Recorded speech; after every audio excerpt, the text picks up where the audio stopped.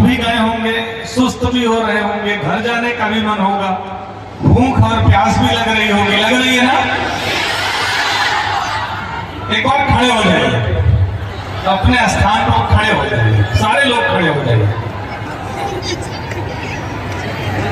इन बच्चों के लिए तो देश का भविष्य बनाने जा रहे हैं।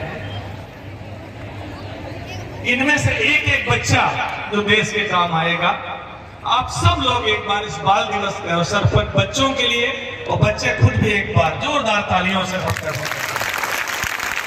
अभी आवाज नहीं आ रही है और तेज।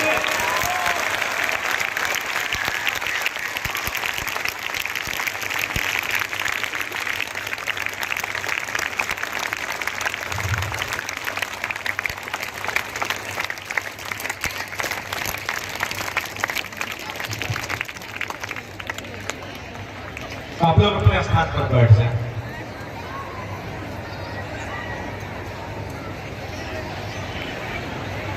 अच्छा, अगर बच्चों को बोलने नहीं दिया जाए, आवाज नहीं करने दी जाए तो बड़ा मुश्किल होता है। मुश्किल होता है ना? बोलना चाहिए ना? प्रश्न भी पूछना चाहिए, गलतियां भी करनी चाहिए और गलतियों की माफी भी चाहिए।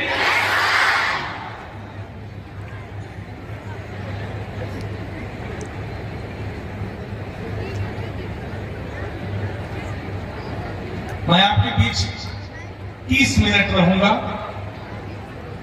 अपनी बात शुरू करने के पहले एक बार अवसर दूंगा, आप जितनी तेजी से बात कर सकते हैं, शोर कर सकते हैं, आवाज निकाल सकते हैं, आप कर सकते हैं।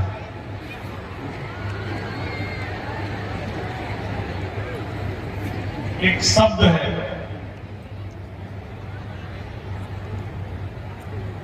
Yes we can. मैं बोलूंगा यस, आप रिपीट करेंगे। मैं बोलूंगा वी कैन, आप रिपीट करेंगे। Yes we can, yes we can, yes we can. आज इस अवसर पर मुरली जी को मैं आपसे निवेदन करूंगा, मैं बहुत कम शब्दों में अपनी बात पूरी करूंगा। अगर आप थोड़ी देर शांत रहेंगे, मुझे सुनने का प्रयास करेंगे, तो आपके आसपास के लोगों को भी अवसर मिलेगा। आप 20-25 मिनट प्रयास करके अपने को कंसंट्रेट करेंगे। एक प्रैक्टिस है, एक स्किल है। जैसे आप अपने क्लास में, अपनी परीक्षा में, अपने सॉन्ग में, अपने डांस में, अपनी आर्ट में 1 घंटा आधा घंटा कंसंट्रेट करते हैं, तब एक अच्छी चीज निखर के आती है। तो मैं आप सबसे निवेदन करूंगा, बच्चों से, मुश्किल है लेकिन फिर भी 20-25 मिनट अगर आप शांत रहेंगे तो थोड़ी सी बातें हमारी और आपकी नजदीक बढ़ेगी।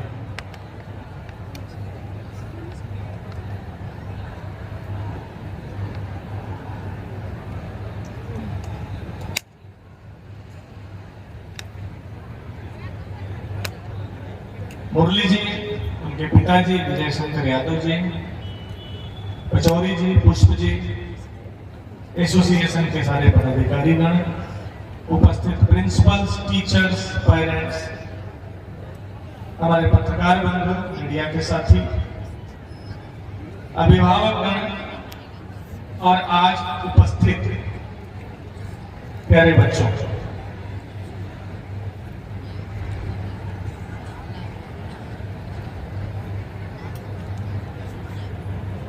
ईश्वर ने, नेचर ने, भगवान ने इस दुनिया को जो सबसे खूबसूरत कृति दी है वो इंसान है, हम हैं। इससे तेज दिमाग की कोई क्रिएचर, कोई चीज अभी तक पैदा नहीं हुई है। एक इंसान ही है जिसने दुनिया पर विजय प्राप्त की है। इंसान में वो ताकत होती है जो कुछ भी अचीव कर सकता है। पिछले कुछ हजार वर्षों में इंसान ने इस धरती पर ही नहीं, आसमान में, चांद तक, मंगल तक अपनी उपस्थिति दर्ज कराई है। हमारी और आपकी यूनिकनेस है कि हम में से कोई भी दूसरा पहले जैसा पैदा नहीं हुआ है। हम यूनिक हैं। अगर इस दुनिया में कई 100 करोड़ लोग हैं, तो अपने आप में यूनिक हैं, कैपेबल हैं, कॉम्पिटेंट हैं। कोई भी पहला दूसरे जैसा नहीं हुआ है। और यही अपॉर्चुनिटी आप बच्चों के लिए है कि आप जो सपने देखेंगे, जो लक्ष्य तय करेंगे, जहां उड़ान भरना चाहेंगे, उसको अचीव कर सकते हैं। बहुत छोटे छोटे बच्चे हैं, 6 क्लास 5 से लेकर के 12 तक में आप बच्चों से यही कहना चाहूंगा, आप में असीम क्षमता है। एक बीज की तरह आप हैं। आपने बरगद का बीज देखा है, पीपल का बीज देखा है, बहुत छोटा होता है। कभी बरगद का बीज देखिएगा, बहुत छोटा होता है, सरसों के दाने से भी ज्यादा छोटा, राई से भी छोटा। उस बीज को जमीन में अगर बो दीजिए, वातावरण दे दीजिए, अवसर दे दीजिए, वो बीज एक बड़े वृक्ष के रूप में हजारों वर्षों तक अपनी सेवा देता है। वैसे ये बच्चे हैं, अगर माँ बाप, अध्यापक, समाज और ये बच्चे खुद, माँ बाप, समाज, अध्यापक और आप खुद अपने को ठीक से विकसित करेंगे, ट्रेंड करेंगे, अपग्रेड करेंगे, उड़ने की तैयारी करेंगे, तो आप दुनिया का कोई भी लक्ष्य हासिल कर सकते हैं। इसमें से कितने ऐसे बच्चे हैं जो चाहते हैं कि पढ़ लिख करके वो गरीब रहें? हाथ उठाइए। कितने ऐसे बच्चे हैं जो चाहते हैं कि पढ़ लिख करके गरीब रहें? कोई नहीं है। कितने ऐसे बच्चे हैं जो चाहते हैं कि बेरोजगार रहें? हाथ उठाइए। अनएम्प्लॉयमेंट हो। कितने बच्चे हैं जो चाहते हैं कि बेरोजगार रहें? कौन ऐसा बच्चा है जो चाहता है कि क्राइम करे, अपराध करे, हिंसा करे? कोई नहीं। प्यारे बच्चों, मैं आपसे रिक्वेस्ट करूंगा, अगर आप मेरी तरफ थोड़ी देर अटेंशन देंगे, बहुत मुश्किल है बच्चों को, नहीं तो मुझे बीच में आना पड़ेगा, उतरना पड़ेगा। आ जाऊं? अच्छा, आता। आपको डॉक्टर बनना है कुछ को इंजीनियर बनना है, कुछ को आईएएस ऑफिसर बनना है, राजनीतिज्ञ बनना है, बिजनेसमैन बनना है, अपनी कंपनी खड़ी करनी है। जैसे स्कूल यहां के प्रबंधक ने खड़ा किया, ऐसे सैकड़ों स्कूल खोलने हैं।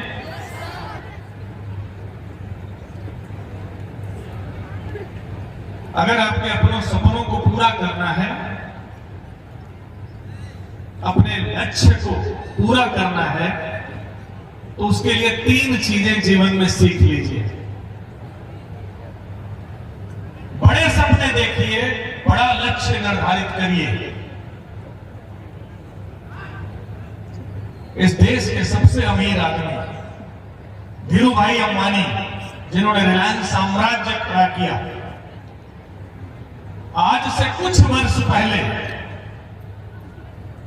वो खोमचे पर समोसे बेचा करते थे। धीरूभाई अंबानी, जिनकी लाखों करोड़ की कंपनी है, लाखों लाख लोगों को जिन्होंने रोजगार दिया है, आज से कुछ वर्ष पहले एक खोमचे पर समोसे बेचते थे। मिडिल ईस्ट में पेट्रोल पंप पर नौकरी करते थे। और एक बार जब इतने बड़े व्यक्ति बन गए, किसी ने पूछा कि आपने कभी सोचा था कि आप पेट्रोल पंप पर नौकरी जो कर रहे हैं, कभी सोचा था कि आप इतनी बड़ी कंपनी के मालिक बनेंगे? मालूम है क्या कहा था? कहा था, मैं रोज सोचता था कि मैं वो रिफाइनरी कब लगाऊंगा जहां से इस पेट्रोल पंप में तेल आता है, मैं वो फैक्ट्री कब खोलूंगा जहां से इस पंप में सप्लाई होती है।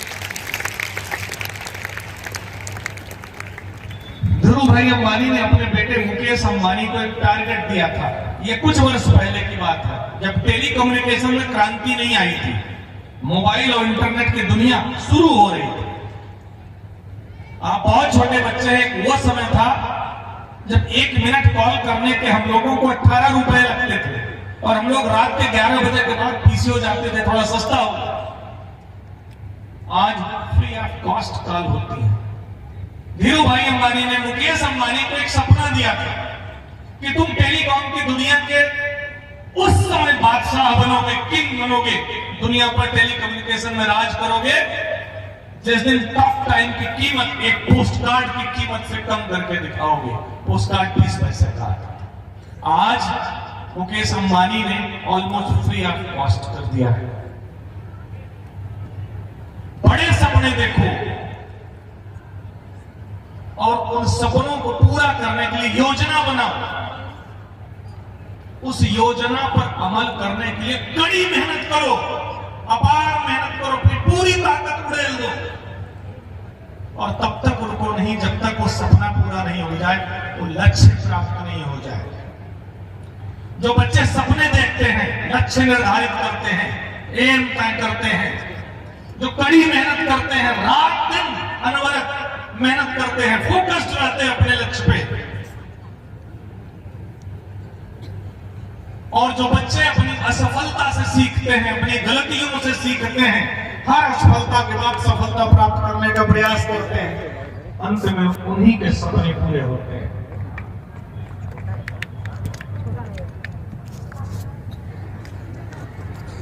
कितने बच्चों ने जैक मा का नाम सुना है? Jack Ma. कितने बच्चों ने जैक मा का नाम, कितने बच्चों ने अलीबाबा कंपनी का नाम सुना है? दुनिया के दूसरे तीसरे सबसे अमीर व्यक्ति जैक मा है, अलीबाबा कंपनी के मालिक है। जैक मा का जन्म चाइना में हुआ था 1964 में। बहुत गरीब बच्चा था, उसको अंग्रेजी नहीं आती थी और अंग्रेजी सीखने के लिए जो अमेरिकन ब्रिटिशर्स, विदेशी उस देश में टूरिस्ट प्लेसेस पे आते थे, वहां उनको फ्री में टूर कराता था। उस बच्चे के मन में सिर्फ एक इच्छा थी कि मैं इनको फ्री में टूर कराऊंगा, ये मुझसे अंग्रेजी में बात करेंगे और मैं अंग्रेजी सीख जाऊंगा। जैक मा अंग्रेजी सीखता है, वो अमेरिका जाता है, वो अपनी एक वेबसाइट बनाता है, येलो पेजेस, फेल हो जाता है, दूसरी बनाता है, फेल हो जाता है, तीसरी येलो पेजेस के बाद तीसरी वेबसाइट अलीबाबा बनाता है और उस दुनिया का बादशाह बनता है, लाखों करोड़ डॉलर की कंपनी का मालिक बनता है। मैं इसलिए आपसे बच्चों कह रहा हूं, आप जो क्लास में पढ़ते हैं, जो स्कूल में पढ़ते हैं, रोज गलतियां करते हैं, उससे आगे बढ़ो। रोज असफलता मिलेगी, उससे आगे बढ़ो। फेल हो गए, उससे आगे बढ़ो। कौन है जो नहीं गिरा है?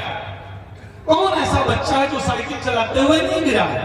कौन ऐसा बच्चा है जो बचपन में चलने के पहले नहीं गिरा है? कौन ऐसा व्यक्ति जिसने अपने जीवन में असफलता प्राप्त नहीं की?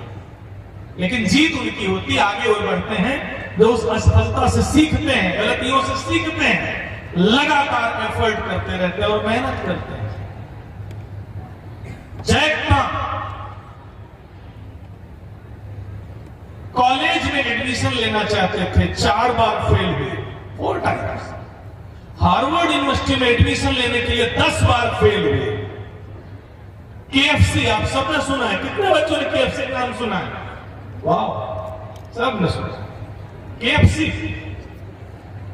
KFC में जैक मा ने नौकरी अप्लाई की, छोटी सी नौकरी, कुछ रुपयों की। 24 बच्चों का इंटरव्यू हुआ, 23 पास हो गए, जैक मा फेल हो गए।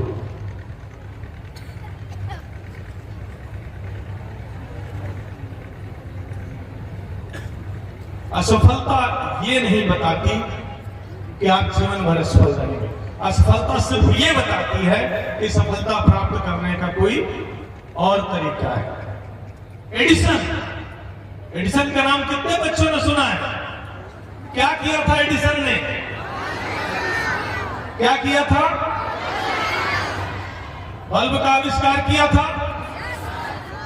एडिसन ने बल्ब का आविष्कार किया था। बहुत बड़े वैज्ञानिक जिन्होंने पूरी दुनिया को रोशनी दी। आप सोचो, रात में रोशनी नहीं होती, कैसी दुनिया होती? हमारे 12 घंटे अंधेरे में होते। दुनिया के one of the top most inventions में एडिसन स्लो लर्नर थे, मंद बुद्धि थे, बचपन में स्कूल से निकाल दिया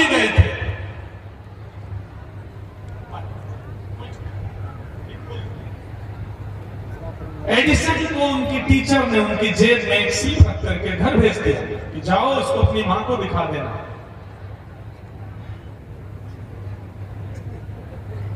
एडिसन को बचपन में उनकी टीचर ने स्कूल से निकालने के पहले जेब में एक स्लिप रखी और बोला इसको मां को दिखाना, रास्ते में मत पढ़ना। क्योंकि एडिसन बहुत धीमे से सीखता था, स्लो लर्नर था, कमजोर था, मंद बुद्धि था, मंद बुद्धि बच्चा था एडिसन। और वो टीचर देख रही थी कि उस बच्चे के कारण क्लास में लर्निंग नहीं हो रही है, बाकी क्लास डिस्टर्ब हो रही है। उसको लगा ये बच्चा निकल जाएगा तो क्लास हम अच्छे से पढ़ा लेंगे। उस बच्चा स्लिप लेके अपनी मां के पास जाता है, ईमानदार होता है, पढ़ता नहीं है, रास्ते में अपनी मां के पास जाता है और मां उस स्लिप को देखती है और रोने लगती है। बच्चा बोलता मां क्या लिखा है टीचर ने? मां उस स्लिप को मोड़ लेती है, मोड़ करके बॉक्स में संदूक में रख देती है। कहती है टीचर ने लिखा है तुम बहुत ब्रिलियंट और इंटेलिजेंट बच्चे हो, तुम इन बच्चों के साथ सीख नहीं सकते हो और इसीलिए मैं तुम्हें घर में रख करके पढ़ाऊं। और वह प्रतिज्ञा करती है एक अच्छे टीचर की तरह, एक अच्छे टीचर की तरह वो प्रतिज्ञा करती है कि मैं अपने बच्चे को आज से पढ़ाऊंगी। उसको ट्रेन करती है, उसको लिबर्टी देती है, उसको समय देती है, उसको प्रयोग करने का अवसर देती है। और एक दिन ऐसा आता है जब आइंस्टीन बहुत बड़ा वैज्ञानिक बनता, सिर्फ बल्ब का ही आविष्कार नहीं किया था, ऐसे सैकड़ों चीजें बनाई हैं दुनिया में उन्होंने। मां की मृत्यु हो जाती है, एडिसन वो बॉक्स खोलते हैं, स्लिप पढ़ते हैं, वो रोने लगते हैं। बच्चों आपको मालूम है उस स्लिप में क्या लिखा था टीचर ने? मां ने झूठ बोला था, मां ने झूठ बोला था। उसमें टीचर ने लिखा था आपका बच्चा स्लो लर्नर है, मंद बुद्धि बच्चा है, ये बच्चों के साथ सीख नहीं सकता, क्लास में इनडिसिप्लिन हो रही है, इसको खुद पढ़ाओ। लेकिन मां क्या करती है? उन कमियों को मोड़ करके संदूक में रख देती है और क्या करती है बच्चे को? तुम सबसे ब्रिलियंट हो, सबसे इंटेलिजेंट हो। एडिसन रोने लगता है, कहते हैं मां तुमने एक मंद बुद्धि बच्चे को दुनिया का इतना बड़ा साइंटिस्ट बना दिया। ये ताकत होती है स्ट्रेंथ में, मोटिवेशन में, टीचर में, मदर में। आप में से जितने बच्चे यहां बैठे हैं कोई कमजोर नहीं है, कोई पिछड़ा नहीं है। हो सकता है आपको गणित नहीं आती हो, विज्ञान में आती हो सकता है विज्ञान नहीं आता हो, सोशल साइंस में आती हो सकता है सोशल साइंस नहीं आता हो, आपकी हिंदी अच्छी हो, आपकी लैंग्वेज अच्छी हो, आपकी कम्युनिकेशन अच्छा हो, स्पोर्ट्स अच्छा हो, म्यूजिक अच्छी हो, डांस अच्छा हो, आपकी रिसर्च अच्छी है, इनोवेशन अच्छा हो सकता है आप बहुत अच्छे ऑर्गेनाइजर हो सकता है आप बहुत अच्छे कम्युनिकेटर हो सकता है टीम लीडर हो सकता है आप हम्बल हो। आप में से हर बच्चे में कोई ना कोई यूनिकनेस होती है। सामान्य टीचर, सामान्य माँ बाप, सामान्य वातावरण, सामान्य स्कूल क्या कहते हैं? जो सबसे ज्यादा नंबर पाता है वो सबसे ब्रिलियंट होता है। ऐसा नहीं है और ऐसा बिल्कुल नहीं है। आप में से हर बच्चे में यूनिकनेस है, हर बच्चे में स्ट्रेंथ और ताकत है। अगर आपको अवसर मिले, आपको अपॉर्चुनिटी मिले, आपको लिबर्टी मिले, आपके टीचर क्लासरूम में आपको मोटिवेट करें, इंसाइट दें, एनलाइटन करें, चार्ज करें, आपको अवसर दें, आप में आत्मविश्वास जग जाता है, जवाब देने की क्षमता बढ़ जाती है, पढ़ने की इच्छा शक्ति बढ़ जाती है, नई नई खोज करने की ताकत बढ़ जाती है। लेकिन रोज अगर आपके माँ बाप आपके टीचर कहते इसको कुछ नहीं आता, ये तो पढ़ने में कमजोर है, तो बोलता नहीं है, बोलती नहीं है, तो चुप रहता है, ये खेलता नहीं है, तो धीरे धीरे वो बच्चा अपने मन में वैसे ही बैठाता जाता है, कर्ज लेता जाता है, श्रापित होता जाता है और डंप हो जाता है। एक प्रयोग करिए बच्चों, एक प्रयोग करिए, एक छोटा सा पौधा गमले में लगाइए और रोज उस पौधे को नकारात्मक रूप से आप श्राप दीजिए, कुछ दिनों में सूख जाएगा। और रोज उस पौधे को टच करो, प्यार करो, उससे बातें करो, उसको मोटिवेट करो, वो पौधा बढ़ना शुरू हो जाएगा सबके साथ। इन बच्चों में, छोटे छोटे बच्चों में अपार संभावनाएं हैं। जितने टीचर्स, मैनेजर्स, प्रिंसिपल्स यहां हैं, उनसे यही कहूंगा कि अगर ये अवसर चूक गया तो देश के साथ, समाज के साथ बहुत बड़ा अन्याय होगा। अगर ये अवसर आपने गंवा दिया तो इन बच्चों के साथ बहुत इनजस्टिस होगी। इसलिए जब क्लासरूम में आप जाएं, जब क्लासरूम में बच्चे पढ़ें, इनको रटाइए मत, नोट्स मत बनवाइए, प्रश्न का उत्तर मत बताइए इन बच्चों से।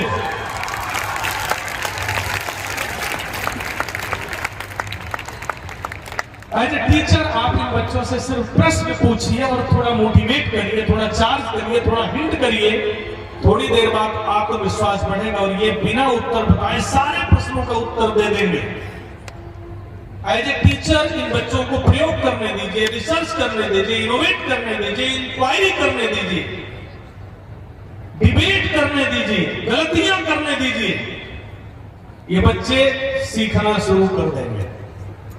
एज ए टीचर इन्हें नियंत्रित मत करिए, कंट्रोल मत करिए, पनिश मत करिए, कंपेयर मत करिए। ये बच्चे आगे बढ़ना शुरू हो जाएंगे।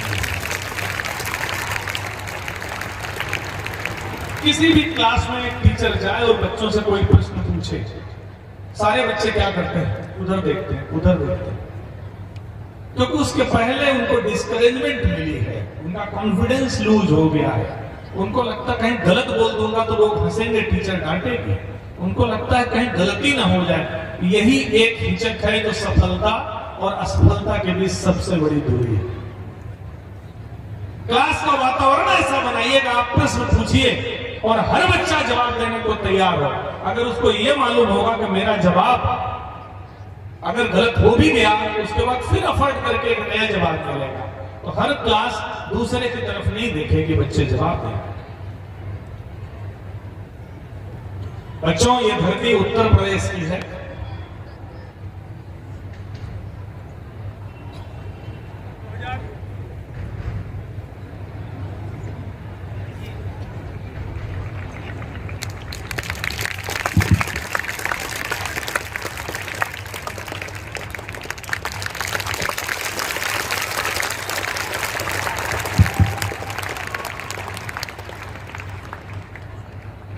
आप में से कितने लोगों ने अरुणिमा सिन्हा का नाम सुना है?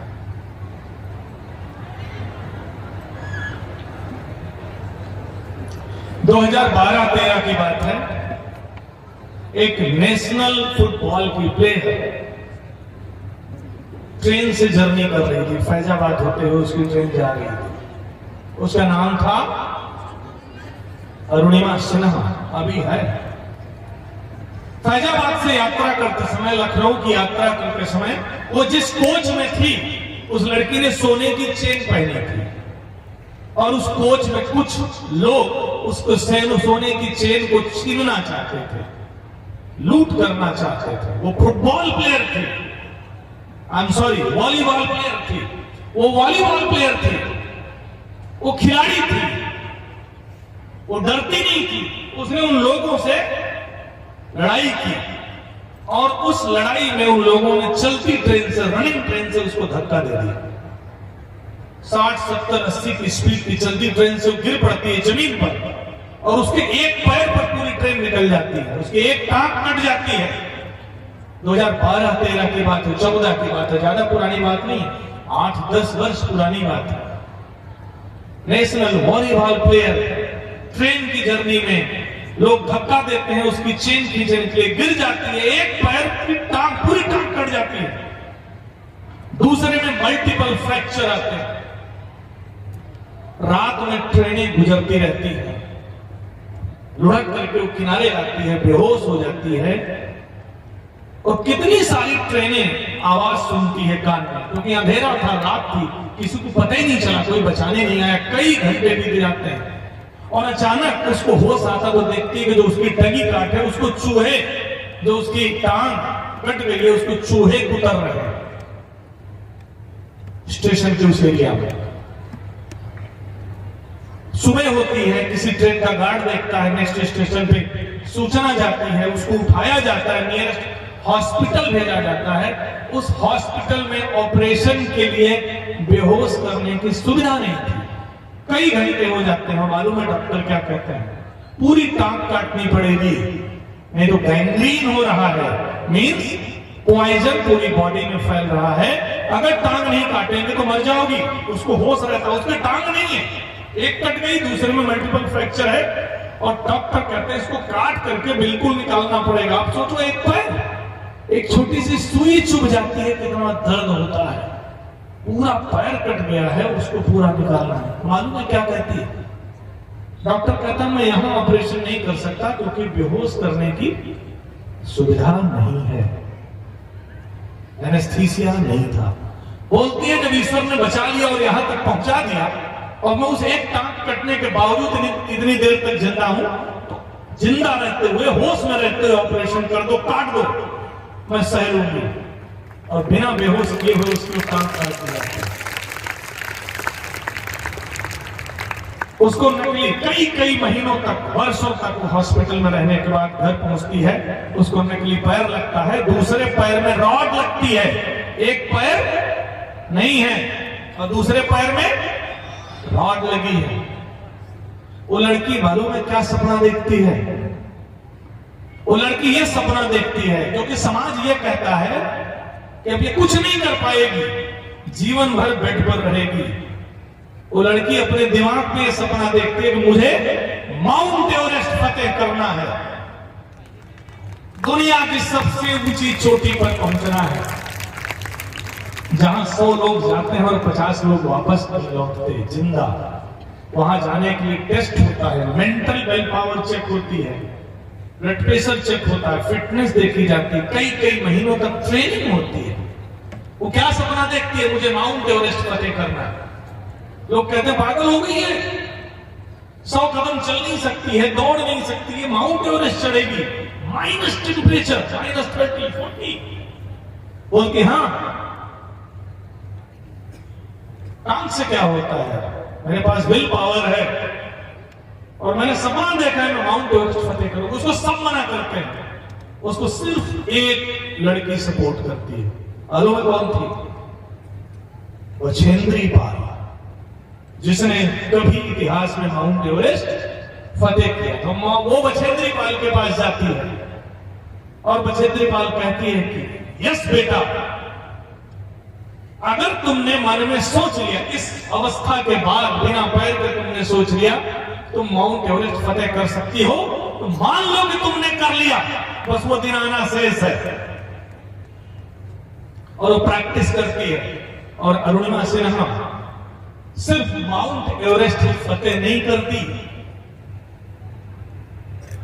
अरुणिमा सिन्हा सिर्फ माउंट एवरेस्ट नहीं फतेह करती, माउंट एवरेस्ट तक तो पहुंचती है और दुनिया की टॉप 5 पीक्स को टच करती है, दुनिया की।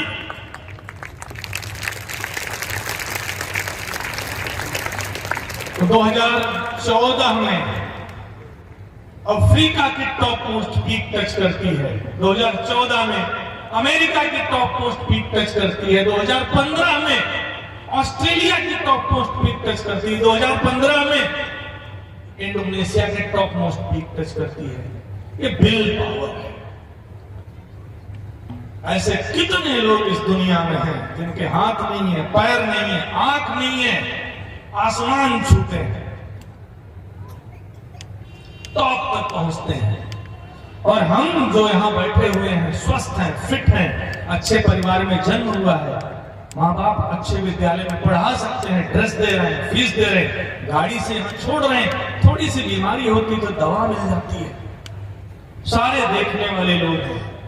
हम उनसे तो 1000 गुना ज्यादा सफलता प्राप्त कर सकते हैं। बच्चों, ये जितने बच्चे यहां बैठे हुए हैं, आप सब में एडिसन बनने की ताकत है, आप सब में न्यूटन बनने की ताकत है, आप सब में अरुणिमा सिन्हा बनने की ताकत, आप सब में महात्मा गांधी बनने की ताकत है, आप सब में एपीजे कलाम बनने की ताकत है। लेकिन होगा कैसे? उसका होने का सिर्फ और सिर्फ एक रास्ता है। अगर आपको डॉक्टर बनना है, इंजीनियर बनना है, एपीजे कलाम बनना है, एडिसन बनना है, जैक मा बनना है, सुंदर पिचाई बनना है, मुकेश अंबानी बनना है, रतन टाटा बनना है, अमिताभ बच्चन बनना है, तो आपको बड़े सपने देखने की आदत डालनी पड़ेगी। बड़े सपने देखो, उन सपनों को पूरा करने के लिए कड़ी मेहनत करो, पूरी जान लगा दो। और जब तक वो सपना पूरा नहीं हो, लक्ष्य प्राप्त नहीं हो, तब तक पीछे मुड़ करके मत देखो, एक दिन आप अचीव कर लोगे।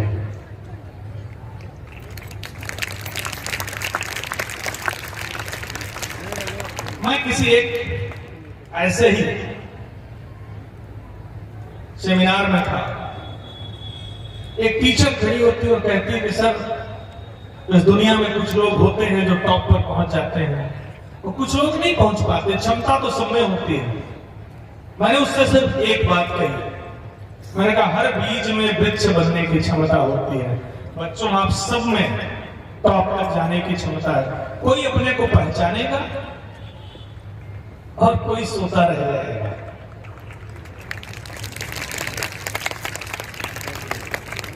कोई होगा जो रात में जग करके मंजिल पर चढ़ रहा होगा और कोई होगा जो गहरी नींद में आराम कर रहा होगा। आप ही में से कोई ऐसा होगा जो नरेंद्र मोदी बनेगा और कुछ ऐसे भी होंगे जो आज भी चाय बेचेंगे। आप ही में से कोई अमिताभ बच्चन होगा जो मेहनत करके टॉप तक पहुंच जाएगा और कोई गांव घर परिवार उसके आसपास सामान्य जिंदगी बिता रहा होगा। अपॉर्चुनिटीज नेचर ने सबको दी है, सबको दी है। अभी आप पे डिपेंड करता है कि आप अपने को कितना जगाते और पहचानते हैं। 17-18 वर्ष तक जिम्मेदारी माँ बाप और टीचर की होती है कि जो ये छोटे छोटे बच्चे हैं इनको अच्छे अच्छे ट्रेनिंग दो, नर्चरिंग करो, मोटिवेट करो, अपॉर्चुनिटी दो, वातावरण दो जिससे ये सूखे नहीं, जिससे ये मुरझाए नहीं, जिससे डिप्रेशन में नहीं जाए, जिससे ये पिछड़ नहीं जाए। ये जिम्मेदारी 16, 17, 18 वर्ष तक माँ बाप और टीचर की। इसलिए इन बच्चों के सामने मैं सारे टीचर से कहता हूं कि अपने क्लासरूम में पढ़ाने का तरीका बदलो। जितने टीचर्स हैं इन सारे बच्चों के सामने उन टीचर से निवेदन कहता हूं कि अपने क्लासरूम में पढ़ाने का तरीका बदलो। ये गलतफहमी दिमाग से निकाल दीजिए कि आप पढ़ा रहे हैं और पढ़ रहे हैं। होता क्या है कि टीचर ये समझते हैं ज्ञान उनके पास है और उस ज्ञान को आपको उड़ेल देना है। और टीचर से मेरी ये रिक्वेस्ट है, इन्हें सब कुछ आता है, आप इनको सिर्फ वो ट्रेनिंग दे दो जिससे अपने भीतर के ज्ञान को पढ़ना, लर्न करना और बढ़ना सीख जाए। एक मूर्तिकार पत्थर से मूर्ति बनाता है, पत्थर से ही बनाता है ना। आपके सामने एक पत्थर है, उसमें मूर्ति है नहीं है, वो क्या करता है? तराश देता है, वो शेप दे देता है। वो मूर्ति का निर्माण नहीं करता, वो शेप देता है। मालिक पौधा लगाता है जिसमें फल आता है, क्या बीज उत्पन्न कर सकता है? नहीं। एक कुम्हार घड़े को शेप देता है, मिट्टी है, हाथ लगा दिया, चला दिया, शेप मिल गया। वैसे ये बच्चे हैं, इनमें बीज है, इनमें सब कुछ विद्यमान है। थोड़ा कुरेद दीजिए, थोड़ा इग्नाइट कर दीजिए, थोड़ा मोटिवेट कर दीजिए, पढ़ने का तरीका सिखा दीजिए, इंक्वायरी का तरीका सिखा दीजिए। ये अपने भीतर की छिपी हुई प्रतिभा को 1000 टाइम जंप करा देंगे। लेकिन इनको दबा दीजिए, डांट दीजिए, डिमोरलाइज कर दीजिए, कंपेयर कर दीजिए, तो खत्म हो। इनके भीतर सब कुछ है। डियर टीचर, जितने टीचर और प्रिंसिपल यहाँ हैं, ये मेरा दूसरा निवेदन है, पढ़ाने का तरीका बदलिए, रोट लर्निंग बंद करिए, वन वे टीचिंग बंद करिए। आइए 40 मिनट पन्ने पलटिए, 2 क्वेश्चन लिखाइए, नोट्स लिखाइए, होमवर्क दीजिए, एग्जाम में 100 नंबर ले लीजिए। इस तरीके को प्लीज बंद करिए। इनको क्लास में पढ़ाते हुए कारण क्या है कि इस तरह की पढ़ाई का कोई उपयोग इनके जीवन में नहीं है, क्योंकि ये सीखते नहीं, ये प्रयोग नहीं करते, ये जीवन में उपयोग नहीं करते, ये क्रिएट नहीं करते। इनमें से 12th के बच्चे होंगे, 10th के बच्चे होंगे, 11th के बच्चे होंगे। बाहर मैंने लगभग 50 प्रोजेक्ट्स देखे। इतने सुंदर प्रोजेक्ट्स बच्चों ने बनाए हैं, इतने खूबसूरत। आप लोग निकलना, देख के जाना। 50 प्रोजेक्ट्स बच्चों ने बनाए हैं, इलेक्ट्रिसिटी को लेकर के, सोलर पावर को लेकर के, वाटर प्यूरिफायर को लेकर के, रोबोटिक्स को लेकर के, आर्टिफिशियल इंटेलिजेंस को लेकर के, ट्रैफिक सिग्नल्स को लेकर के, रोड लाइट्स को लेकर के, हमारा जो पानी है उसकी सेविंग को लेकर के, एनवायरनमेंट को लेकर के, 50 प्रोजेक्ट्स बच्चों ने बनाए हैं, इनको आता है, ये समझ रहे हैं, लेकिन इसके बाद ये प्रोजेक्ट्स लैब में बंद हो जाएंगे। इस प्रोजेक्ट्स को ये बच्चे अपने जीवन में कोई उपयोग नहीं करेंगे। इस प्रोजेक्ट्स की कोई भी रियल कॉपी स्कूल अपने विद्यालय में नहीं खोलेगा, तो बच्चे सोचेंगे ये तो सिर्फ फाइलों के लिए है। कितने सुंदर तरीके से लड़के और लड़कियां व्याख्या कर रहे थे, सर ये बनाया, ये बनाया, ये बनाया। ये तब मोटिवेट होंगे, इस प्रोजेक्ट्स का तब फायदा होगा जब ये प्रोजेक्ट्स रियल टर्म में ये बच्चे अपने घर में उपयोग करेंगे। जब इनमें से बच्चे वाटर प्यूरिफायर अपने घर में बनाए, ये बच्चे जो सिग्नल दिए, जो हाइड्रो इलेक्ट्रिक बनाए, स्कूल इनको अपॉर्चुनिटी दे कि स्कूल के 100 मीटर 50 मीटर के दायरे में यही हम खड़ा करेंगे। रियल थिंग, जब ये बच्चे देखेंगे कि बारिश का पानी ये स्कूल जमीन के अंदर ले रहा है और उसको कैसे सप्लाई दे रहा है, जब ये देखेंगे कि सोलर लाइट इन्हीं बच्चों ने बनाई और उससे इनके कमरे की लाइट चल रही है, देन एक्सपीरियंशियल लर्निंग होगी। तो डियर टीचर्स, पढ़ाई का तरीका बदले। जितने भी प्रोजेक्ट्स आप बनवाते हैं वो 12वीं के बाद कोई काम नहीं आता। ये कहीं कॉलेज, कहीं यूनिवर्सिटी, कहीं इंजीनियरिंग, कहीं डॉक्टर चले जाएंगे और इसका कोई उपयोग नहीं होता। ये प्रोजेक्ट्स इसलिए बनाए जाते हैं कि जीवन में उपयोग करें। तो जितने बच्चे मेरे सामने हैं,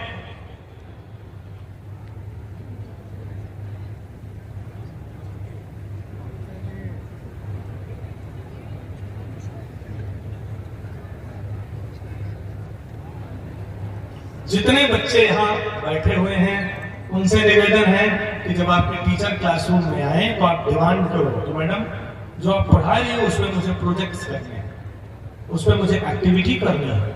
आप जो पढ़ा रही हो उसको विजुअलाइज करना है। आप जो पढ़ा रही हो उसको प्लेबे मेथड में सीखना है।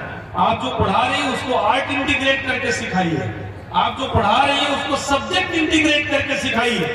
ये डिमांड बच्चे करें और उनकी डिमांड टीचर पूरी करें। जब आप 40 मिनट पढ़ाएं तो चेक करिए कि जो आपने रटाया, ज्ञान दिया, वो अंडरस्टैंडिंग में बदला कि नहीं, सीख हुई कि नहीं। 90% सीखते ही नहीं। उसका अगला स्टेप है जो अंडरस्टैंडिंग में उसका जीवन में प्रयोग किया, कोई जीवन में प्रयोग नहीं करता। इन बच्चों ने कार्बन सीखा होगा 11th-12th की केमिस्ट्री में, लाइट सीखी होगी 10th एंड 11th-12th में। कितने बच्चे जो कार्बन और लाइट को अपने जीवन में उपयोग करते हैं? इनसे 4 उदाहरण पूछ लीजिए, कार्बन का क्या उपयोग है। हमारी बॉडी में कार्बन होता है। हम जहां बैठे हैं इसमें हमारे चारों तरफ दसियों ऐसी चीजें जिनमें कार्बन को हम चेंज करें, उसको अप्रूव बनाएं, स्ट्रक्चर कैसे चेंज हो जाता है। हम बच्चों को प्रैक्टिकल चीज नहीं सिखाते। तो तीसरा कि आप बच्चों से रिक्वेस्ट है कि जो बेटा पढ़ो, ज्ञान प्राप्त करो, अपने टीचर से बोलो, उसकी अंडरस्टैंडिंग होनी चाहिए। अंडरस्टैंडिंग तब होगी जब ये पेडागॉजी बदलेंगे टीचर्स। कैसे? आर्ट इंटीग्रेट करेंगे, सब्जेक्ट इंटीग्रेट करेंगे, लाइफ इंटीग्रेट करेंगे, स्पोर्ट इंटीग्रेट करेंगे, एक्टिविटी प्रोजेक्ट्स आपसे कराएंगे, हैंड्स ऑन लर्निंग देंगे। सिर्फ colour file cut paste printer से निकाल के चिपका के प्रोजेक्ट फाइल नहीं बनती। उसमें आप अपना दिमाग लगाते हो, रिसर्च करते हो, इनोवेट करते हो। एंड तीसरा स्तर, आप जीवन से जोड़े। नेक्स्ट स्टेप, आपकी शिक्षा क्लासरूम में 40 मिनट में अभी भी पूरी नहीं हुई। जो चैप्टर आपके टीचर ने पढ़ाई, जो पोएम आपके टीचर ने पढ़ाई है, जो डेमोक्रेसी आपके टीचर ने पढ़ाई, जो वाटर हार्वेस्टिंग का फार्मूला पढ़ाया, जो भी फोटोसिंथेसिस या कोई एक फार्मूला पढ़ाया, उसका सीखने का चौथा स्टेप है analytical thinking, critical thinking, inquiry based thinking. आप कभी सोचो ये क्यों है, क्यों पढ़ रहे हो, क्या फायदा है, क्या बेनिफिट है। ऐसी चीजें और कहां अवेलेबल है, इसको जानने का और क्या क्या थ्योरीज है। कंपेयर करो, तुलना करो, सोचो, दिमाग चलाओ, इंक्वायरी करो। अभी आपके सामने फूल लगे हैं ना, पूरी सीढ़ी पे फूल लग गया है। 1 मिनट के लिए तो मुझे लगा कि इस पे चलेंगे कैसे। थोड़ी देर बाद आपने सोचा ना, हर आदमी ने अपने चलने का तरीका बदल दिया। लोग फूल पे पैर रखने की जगह, लोग ऐसे चलने की जगह ऐसे चलते। जरूरत होती है तो चीजें बदल जाती हैं। आपसे इसलिए कह रहा हूं, चौथी चीज, एनालिटिकल थिंकिंग करो, क्रिटिकल थिंकिंग करो, इंक्वायरी करो, रिसर्च करो। अगर क्लासरूम में नहीं किया तो कोई मतलब नहीं। आपकी जो पोएम आपकी हिंदी के टीचर पढ़ाई, जो आपकी स्टोरी इंग्लिश की टीचर पढ़ाई, जो श्लोक संस्कृत के टीचर ने पढ़ाया, वो क्यों पढ़ रहे हो? उसके एनालिटिकल थिंकिंग करो। उन चीजों पर देखो कि कहां अवेलेबल हो सकता है। किसी पोएम पर ज्योग्राफी में कोई थीम हो सकता है, किसी पोएम पर साइंस में कोई एक चैप्टर हो सकता है, किसी आपकी पोएम पर आपकी सोशल साइंस में एक चैप्टर हो, टॉपिक। एनालिटिकल थिंकिंग करो, कंपेयर करो, इंक्वायरी करो, नहीं तो शिक्षा पूरी नहीं होगी। फिर आप डंप हो जाओगे, दिमाग सुस्त हो जाएगा, फिर आप टॉप तक नहीं पहुंचोगे। And last, creativity. कितने ऐसे बच्चे हैं जो क्लास में क्रिएटिव और इनोवेटिव हैं? कितने ऐसे बच्चे हैं जो उस पोएम को पढ़ करके एक नई पोएम लिख लेते हैं? कितने ऐसे बच्चे हैं जो 9, 10, 11, 12 में मैथ का फार्मूला पढ़ते पढ़ते एक चौथा, पांचवा, छठा नया फार्मूला बना देते हैं? कितने ऐसे बच्चे जो एक नया सोल्यूशन दे देते हैं, थ्योरी दे देते हैं? आप रोज अपने घर से आते हो, सारे बच्चे रोज अपने घर से आते हैं, ट्रैफिक जाम होता है, ट्रैफिक लाइट छोड़ देते हैं लोग, चारों तरफ डस्ट उड़ रही है, पोल्यूशन है। कितने ऐसे बच्चे जो इस समस्या का सोल्यूशन सोचते हैं और सोच करके अपने टीचर और अपने प्रिंसिपल से बात करते हैं, और एक टीम डिस्ट्रिक्ट एडमिनिस्ट्रेशन से बात करती है और उसका सोल्यूशन दे देती है। ऐसा होता है और ये इनिशिएट करना है। तो मैं टीचर से रिक्वेस्ट करूंगा, इस सारे बच्चों में अथाह संभावना है। रोट लर्निंग देंगे, रटाएंगे, नोट्स लिखाएंगे, नंबरों के रेस में डालेंगे, ये कभी भी क्रिएटिव, इनोवेटिव, इंक्वायरी बेस्ड नहीं बनेंगे। तो अगर इनको अपने सपनों तक पहुंचना है, टॉप पे जाना है, तो अपनी पेडागॉजी बदलिए, पढ़ाने का तरीका बदलिए, ये अपने एम को प्राप्त कर लेंगे।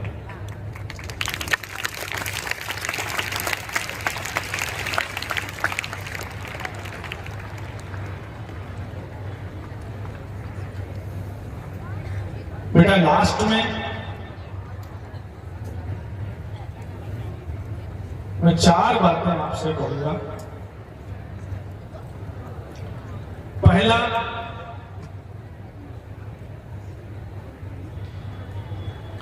आप दुनिया में कोई भी लक्ष्य प्राप्त कर सकते हैं, कुछ भी अचीव कर सकते हैं, अगर आप विल पावर है, अगर आप फोकस्ड हैं, अगर आप हार्ड वर्कर हैं और आप में पैशन है, जुनून है, आप पागलों की तरह जूझते रहते हैं। तो किसी भी लक्ष्य तक पहुंचने के लिए एम निर्धारित करो, प्लानिंग करो, हार्ड वर्किंग करो और पैशनेट होकर के उस लक्ष्य के पीछे लगे रहो। 100 में 100 भी मिलेगा और जो बड़ा सपना है वो भी पूरा होगा। दूसरी चीज, जीवन में सफलता और असफलता रोज मिले। असफलता से डरो मत, संघर्षों से डरो मत, घबराओ मत, गिरो और उठो और आगे बढ़ो। जीवन में सफलता असफलता रोज मिलेगी, उससे जीतने की जिद कर लो, सफलता मिलती चली जाएगी।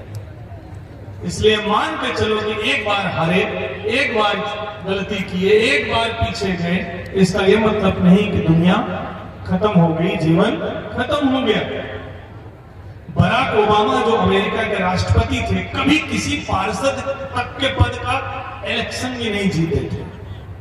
अब्राहम लिंकन जो अमेरिका के सबसे फेमस प्रेसिडेंट बने हैं, लिंकन 20 बार डिफरेंट इलेक्शन में हारे थे, लेकिन वो वहां से वहां तक पहुंचे हैं। दुनिया में जितने टॉप लोग हैं वो सब में फेलियर हुआ। Amitabh Bachchan all India radio में फेल कर दिए गए थे। जैक मा जिसकी कहानी सुना रहे थे, एडमिशन नहीं ले पाए। एप्पल के संस्थापक 10th के बाद स्कूलिंग छोड़ दिए थे। सचिन तेंदुलकर 8th में फेल हो गए थे। केएफसी का ओनर, लाखों करोड़ का मालिक, केएफसी का ओनर, केएफसी के एक रेसिपी, चिकन के एक रेसिपी बनाने में 1000 टाइम फेल हुआ था। एडिसन कहते हैं 10,000 टाइम फेल हुए थे बल्ब का आविष्कार करने में। एडिसन, किसी ने पूछा कि 10,000 बार फेल होने के बाद आपने बल्ब का आविष्कार किया? बोले नहीं, 10,000 तरीकों से मैंने जाना कि बल्ब बनाने का कोई और तरीका है।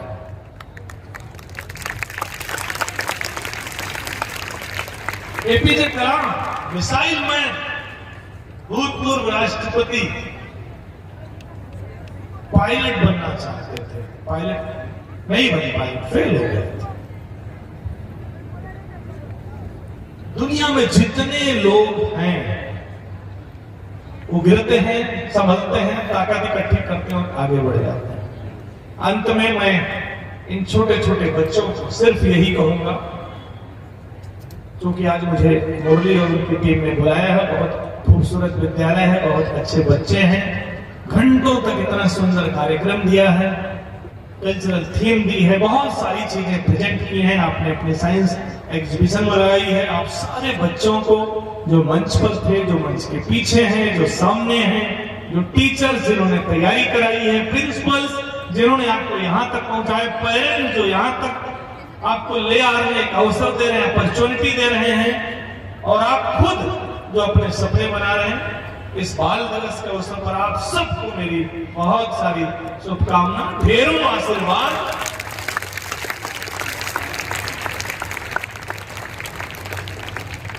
लेकिन ये ध्यान रखना,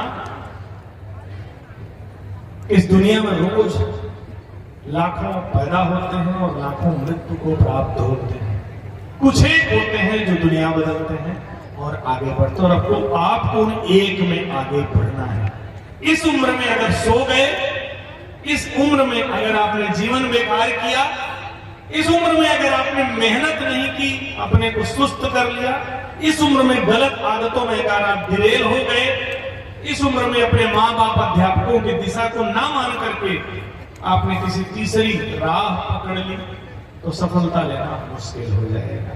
तो इस उम्र में आप अपने को फोकस करो, मेहनत करो, हार्ड वर्किंग करो, छोटे छोटे लक्ष्य निर्धारित करो, पढ़ने पढ़ाने का तरीका बदलो, सीखने का तरीका बदलो, और जो भी पढ़ रहे हो उसको क्रिएटिविटी तक लेकर के जाओ, नई खोज तक लेकर के जाओ, नए प्रयोग तक लेकर के जाओ, आप अपना हर लक्ष्य प्राप्त करोगे। थैंक यू बच्चों, थैंक्स अ लॉट, बहुत बहुत धन्यवाद, थैंक यू।